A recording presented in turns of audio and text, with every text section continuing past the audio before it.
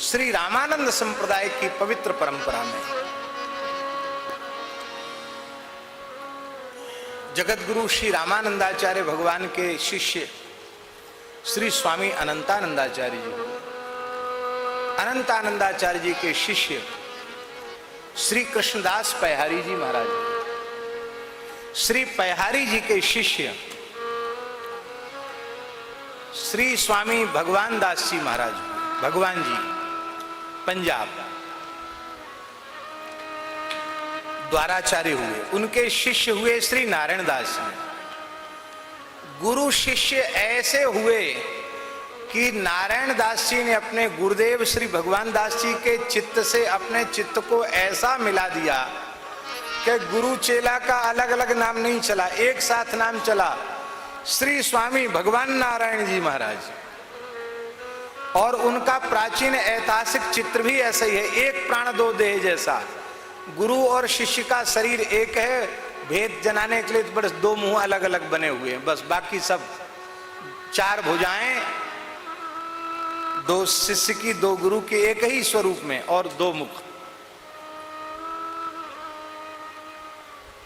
महाराज जी नामामृत की बात बता रहे हैं, अपने द्वाराचार्य गद्दी में पिंडोरी धाम की बात बता रहे हैं। ऐसे गुरुनिष्ठ थे नारायण जी महाराज, नारायण दास जी महाराज। गुरु जी ने कहा कि तमाम दीन दुखी तुम्हारे पास आते हैं मनोती लेकर के और परेशान करते, भीड़ लगी रहती है, सबकी इच्छाएं कामनाएं पूर्ण हो जाती हैं। बहुत चमत्कार होते थे उनके जीवन में।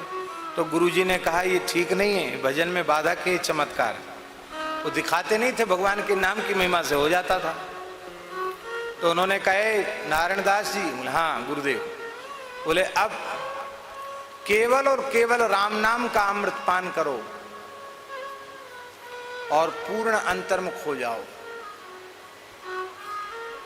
पूर्ण काष्ठ मौन हो जाओ, केवल राम नाम का मानसिक जप करो, बस अंतर्मुख हो जाओ।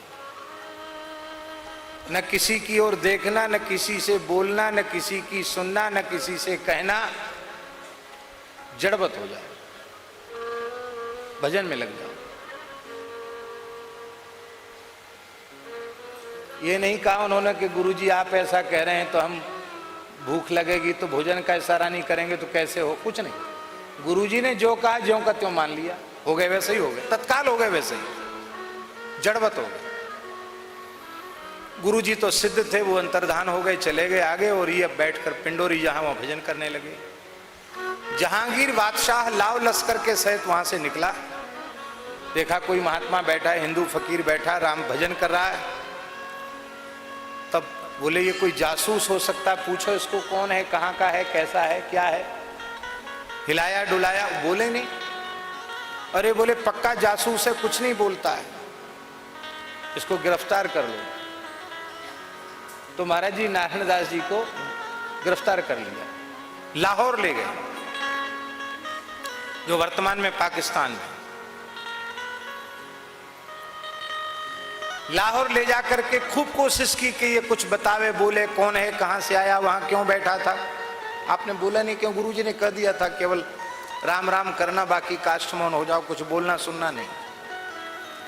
बादशाह जहांगीर चिढ़ गया और उसने वैद्य को बुलाकर, हकीम को बुलाकर कहा हालाहल विष पिलाओ इसको, मार दो इसको, नहीं बोलता है तो जहर पिला के मार दो। भयंकर हालाहल विष एक प्याला भर के मुख से लगाया, आप पी गए, एक प्याला जहर पी गए, कुछ नहीं हुआ।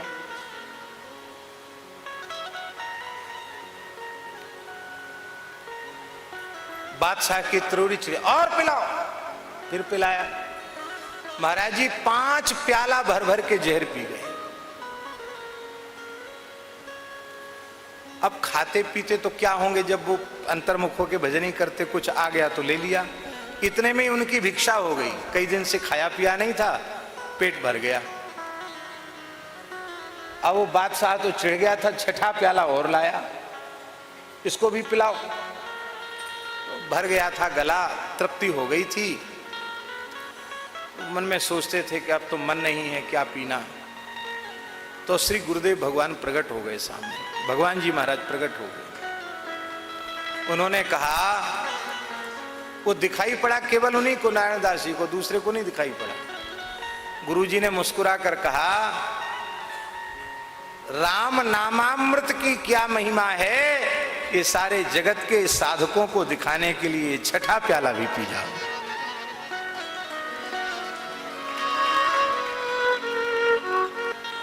महाराज जी वो छठा प्याला भी पी गए। बादशाह का माथा ठनका। बोले, ये अब बात समझ में आई। ये पिलाने वाला जो वैद्य है ना, वो हिंदू है। हमने कहा जहर पिलाओ, बढ़िया शरबत बना के लाया होगा। तो शरबत तो क्या 6 की जगह 10 पी जाए कोई प्याला, शरबत पिला रहा होगा ये। उसने कहा, हकीम मेरे साथ गुस्ताखी, मैंने जहर पिलाने को बोला था कि शरबत। बोले, हजूर शरबत नहीं, हालाहाल जहर। मैं बिल्कुल नहीं मानता। कैसा विष, 6 प्याला पी गया, कुछ नहीं बिगड़ा इसका। हमको संदेह है नकली जहर। हजूर किसी पर प्रयोग करो, तुम ही करो किसी पर प्रयोग। बहुत नामी गामी हाथी था जहांगीर का, झूम रहा था। उस प्याले की एक बूंद उसकी सूंड पर छिड़क दी गई, तत्काल हाथी मर गया। एक बूंद से हाथी मर गया जहर की। छटपटा कर प्राण त्याग दिए और 6 प्याला पी गए। कांप गया बादशाह। बोले, कोई बड़ा फकीर है, हिंदू फकीर है, छोड़ दो, जाने दो इसको। आप सहज भाव से विचरते हुए पुनः पिंडोरी धाम जहां है वहां आगे भजन करने लगे। गुरु जी आए,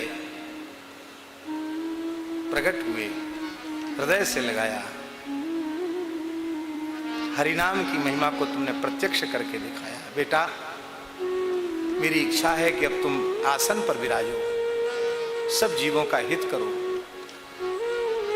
मेरी गद्दी को स्वीकार करो।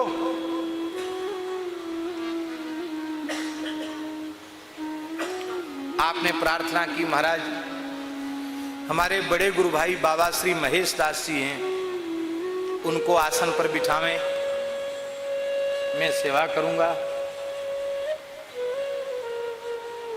महेश दास जी ने कहा, नहीं, गुरुजी की वाणी जिसके लिए निकल गई वही उसी के लिए निकालनी है। तब आप रोने लगे। कहा, रो क्यों रहे हो?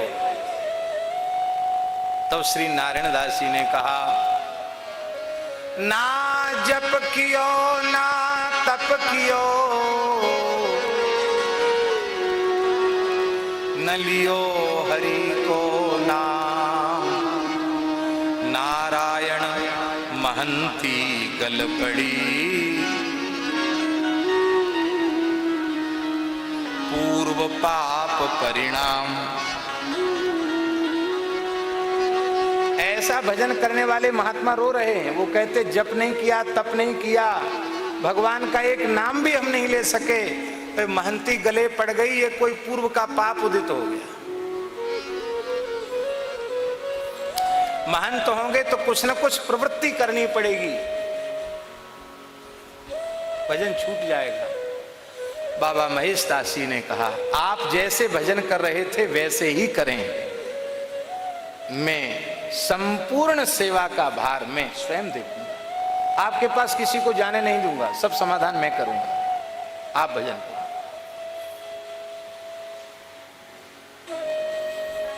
फिर जहांगीर आया, उसके मन में बार बार आता था कि अरे कैसा विचित्र फकीर, 6 प्याला जहर पी गया। बहुत शोध किया उसने कि ऐसे कैसे पचा गया जहर। अंत में उसको लगा कि ये महात्मा लोग कोई नशा पानी भी करते हैं, वो नशा ज्यादा करने वाले लोगों का शरीर जहरी हो जाता है, जहर पचाने लायक हो जाता है। तो अभी शंका उसके मन में थी, फिर आया पिंडोरी। ओ श्री नारायण जी तो आसन पर विराजमान थे। बाबा महेशदास जी, आज भी पिंडोरी धाम के बाहर गद्दी है, बाबा महेशदास जी विराजते हैं। बाबा ने कहा था कि गद्दी पर तुम्हारा दर्शन करके ही लोग मेरा दर्शन करने आए। वैसा ही होता आज भी, कोई भी अर्जी वहीं लगाई जाती बाबा महेशदास जी की गद्दी पर। आज भी जो आचार्य पीठ पर जो महानुभाव विराजते हैं, कोई समस्या आती है तो अर्जी बाबा महेशदास जी की गद्दी पर लगाई जाती है। उन्होंने ठेका लिया हुआ है आज भी।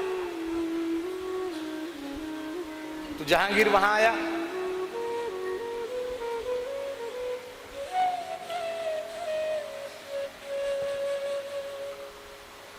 जहांगीर ने बाबा महेशदास जी को देखा तो बोला, बाबा कुछ अमल करते हो?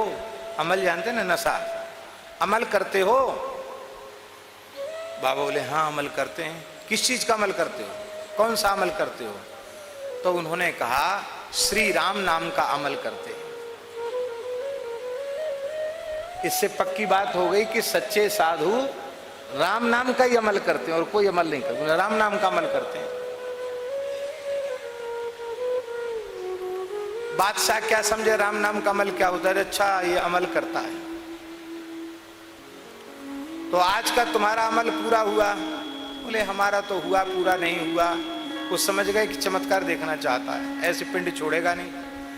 तो उन्होंने कहा, हमारा अमल तो पूरा हुआ नहीं हुआ, इसकी परवाह छोड़ दो। ये हमारे यहाँ कुतिया एक रहती है, इस कुतिया का अमल पूरा नहीं हुआ है। वो कुतिया वहां पड़ी रहती थी और बाबा जी को जो प्रसाद आता था रोटी भिक्षा में, तो आप पाने के बाद जो बचता था वो उस कुतिया को डाल देते थे। वो कुतिया भी उनके ऐसी भक्ता थी कि वो इनके प्रसाद को छोड़कर कुछ भी नहीं खाती थी। ये एक बार जो खाकर दे दें वही खाती थी, और चाहे जितनी बढ़िया चीज हो मुंह नहीं लगाती, देखती नहीं थी। वो इन्हीं का धरामृत प्रसाद, उच्छिष्ट प्रसाद लेती थी। तो बोले ये कुतिया है, इस बिचारी का अमल नहीं हुआ, क्या अमल करेगी? बोले अफीम। अफीम? अच्छा अफीम। तो सैनिकों को अफीम खिलाई जाती थी उस जमाने में। तो पेटी थी अफीम की, बहुत अच्छी क्वालिटी की अफीम। बादशाह चिढ़ गया, ए वजीर संदूक खोलो और इसको भरपेट अफीम खिला दो। कुतिया कहीं भरपेट अफीम खा सकती है? पर कुतिया कुई कुई करने लगी, पूछ हिलाने लगी। बाबा का संकेत समझ गई कि बाबा आदेश कर रहे हैं कि कुछ लीला दिखाओ। लीला दिखाना शुरू किया कुतिया ने। 1.25 मन अफीम खा गई।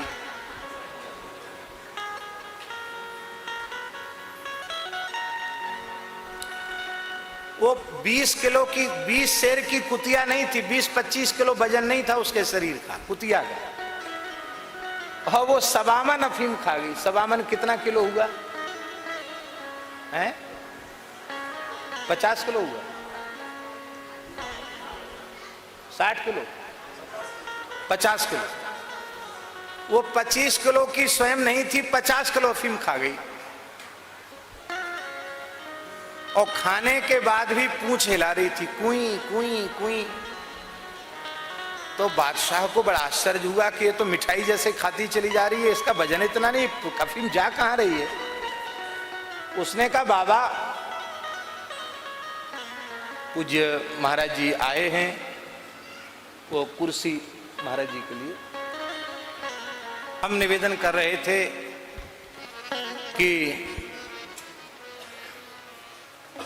बादशाह घबरा गया, उसका संदूक खाली हो गया। उसने पूछा, बाबा इसका अमल पूरा नहीं हुआ? बाबा बोले कि पूंछ हिलाना बंद कर दे और कुई कुई करना बंद कर दे तो समझ लो अमल पूरा हो गया। अभी जब तक पूछ हिला रही है, मांग रही है खाने को, तब तक कहां मल पूरा हुआ। तो उसने पूछा और कितना खाएगी? बाबा बोले तुझे खा जाएगी, तेरी बादशाहियत को खा जाएगी। ये सिद्धों की कुतिया है। बस सोई नशा ठंडा हो गया, अपना ताज उतार करके उसने बाबा के चरणों में रख दिया। बाबा आपकी फकीरी के आगे हमारी, उसने कहा मैं आपकी फकीरी के आगे मेरी बादशाहियत धूल है, मुझे सेवा का सौभाग्य दीजिए, अवसर दीजिए। बाबा तो उसके अहंकार को चूर करना चाहते थे। अरे बोले बोल दिया ना, हम एक लंगोटी के बाबा जी, हमारी क्या सेवा, कुतिया की सेवा करो। बादशाह बोला कुतिया जितनी घूम जाएगी उतनी जगह दे दी जाएगी गौ सेवा, संत सेवा के लिए।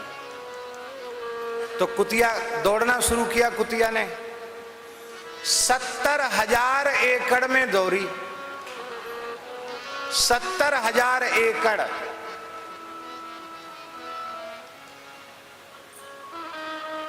सब कुतिया को दे दिया गया। तो भगवान की कथा ही है, सच्चा अमृत भगवान का नाम ही है।